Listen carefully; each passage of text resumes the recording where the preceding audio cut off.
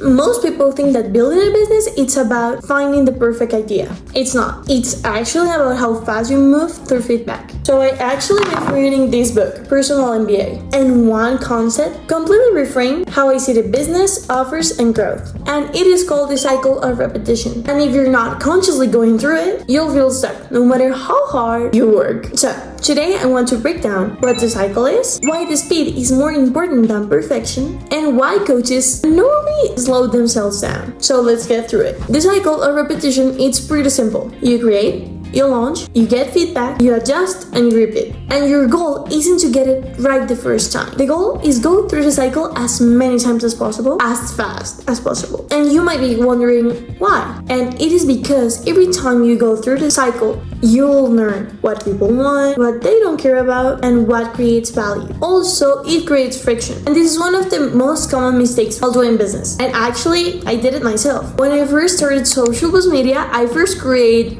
3 courses. But the most important thing is that I didn't have an audience back then. So basically I created something that I don't even knew if some people wanted. And basically I just created my website, my courses, and then just one person bought. And it was because I was actually in school and I was just promoting it. And someone told me like, okay, I'm kind of interested, and she bought it. But basically I did all wrong. And that is why one of the most important things about business is that you don't create until you see that there is a demand. Especially in this book, he talks about how many people think that they need to have a perfect idea. They spend months thinking, creating, perfectioning. When they sell or try to sell, no one buys. And it is because they create their product, their program based on what they believe that people want, but no actually knowing what they want. They don't know if their clients want it, if the information is good, if the format is great. And while creating any type of digital product, course, ebook, workshop,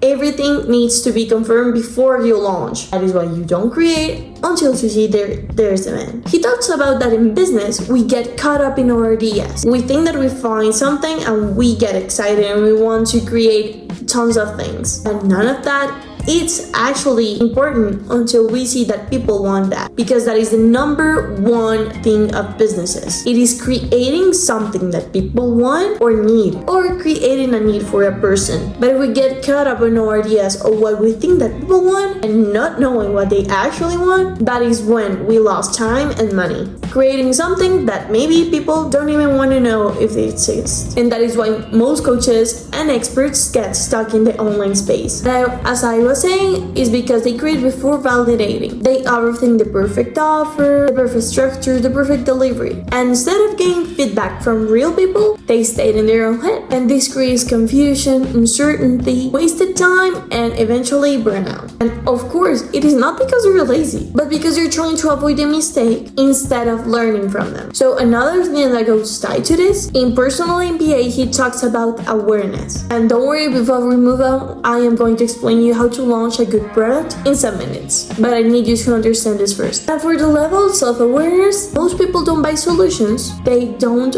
understand yet. Some people don't even know they have a problem. Some people know they're stuck but don't know why. Some know that the solution exists but don't know which one fits them better. So most coaches I talk to are here. They know that something is wrong but they can't name it yet. And your job as a business owner isn't just to convince. It's to help people understand their own problem clearly. That's why Alex Hormozi says that riches are in the niches. And it is because when you tailor down what your target client is so well that you can explain their problems and name it even clearly than them can in their heads, you're going to think that it is basically creating for them, that your product is for them.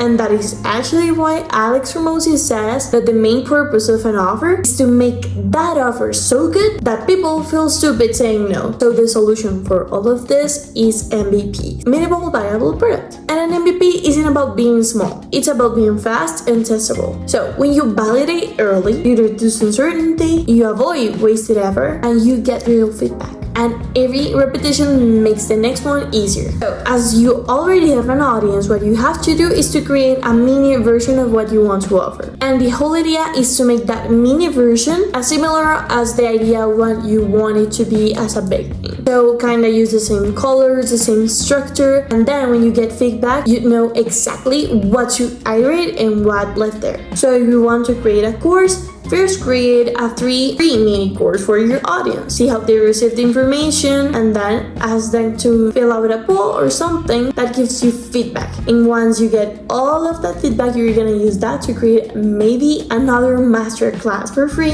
And while you get feedback from that, you're going to start building your main course, we could say. And the good thing about digital products is that they're an entry product. They don't have to be free, but they could. And they're a way to position you as an expert, create authority, and start getting to know what your audience really wants and position your business as a product-based business instead of a service-based business. And one of my favorite ideas of personal MBA is that the more pain you remove, the more valuable your offer becomes. So, if you offer saves time, reduces confusion, removes uncertainty, and lowers effort, it becomes valuable by design, not hype. So you're going to start getting to know these principles and try to apply those to your MVPs, see how your audience reacts, and then start creating a main product. Also, a good thing is that you can use those MVPs as an upsell. For example, if you ask your audience to fill like a poll or a formulary with some questions, you'll know exactly what their questions are, what they would like to know more, what they like, what they didn't,